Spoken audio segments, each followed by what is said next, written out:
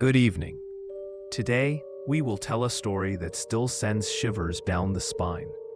A story about the city of Kurgan in Perm Krai, about the forests where everyday life turns into a nightmare. A story about a person whose name became a legend, the Kurgan monster. The year was 1982. The small town was quiet and peaceful. Children played on the streets. Women went shopping. Men returned from work. But one day, the usual life was disrupted. The forest surrounding Kurgan became a place where darkness hid. The first victim was returning home late in the evening through a forest trail. Fog, rustling of branches, and suddenly something flickered. Eyes gleamed in the darkness, growling, a scream. And she falls. Torn clothing, almost no traces, only emptiness and fear. The following weeks brought new victims.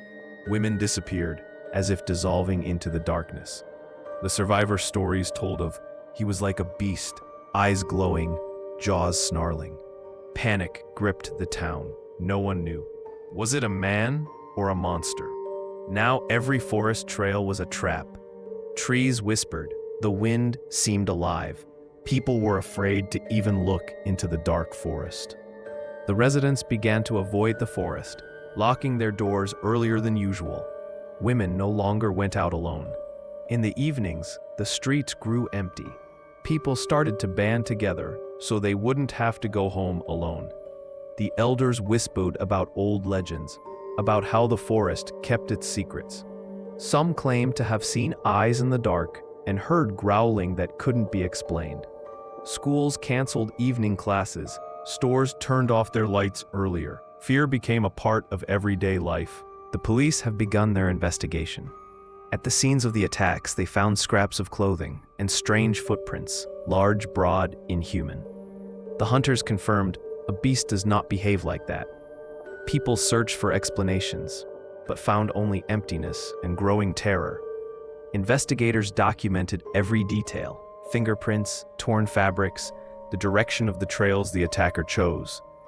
And the more thoroughly they searched, the clearer it became. Behind the monster's mask lies a mind, a human mind. Residents reported it appears suddenly, silently, like a shadow, uncatchable. And the eyes, they glow in the dark, like a beast's. Panic was spreading. One of the victims was a young girl returning from a neighboring village. She saw a shadow between the trees, eyes glowing with a red light. She fell, frightened, but miraculously survived. Her clothes were torn, her face scratched, but she managed to run away and tell what she had seen. Another case involved a woman walking home with groceries. She heard footsteps behind her. When she turned around, she saw a huge figure, eyes like embers, a mouth snarling. She hid behind bushes, froze, and miraculously remained alive. Each new attack heightened the fear. Rumors spread. The forest became a place where people saw unexplainable things, and no one knew who would be next. Women were afraid even to go to the store. One night, what everyone had been waiting for finally happened. A group of police officers set an ambush. Among the trees, in the foggy forest, a shadow appeared. It moved quickly and silently. It was a person. Nikolai Nikolaevich, Gredy again. A mask concealed his face, and his eyes glowed in the darkness. He was caught. At last, the evil that terrorized the town and the forest became reality. Behind the mythical shadow was a man, a criminal who used fear to control people. It was a moment of truth. Gredy again confessed, telling how he chose his victims, how he hid in the woods. The mask, the shadow, and the myth. All of it created a legend that lived in the minds of the residents, more strongly than in reality itself. At the trial, Gredy again confessed to all the attacks. The mask, the glowing eyes, all of it was part of his plan. But the legend of the Kurgan monster was already born. The forest, the streets, the shadows, all of it had forever changed in the minds of the residents. People understood evil can hide behind a mask, and the darkness of the forest serves as a refuge. And even after the criminal's confession, the city did not return to its former peace. Kungur tried to return to normal life. Buses resumed their routes, shops reopened, but the residents were no longer the same. Fear had taken root in their hearts. Old forest trails were avoided. Doors were locked earlier. The Kungur monster is not a creature of the forest.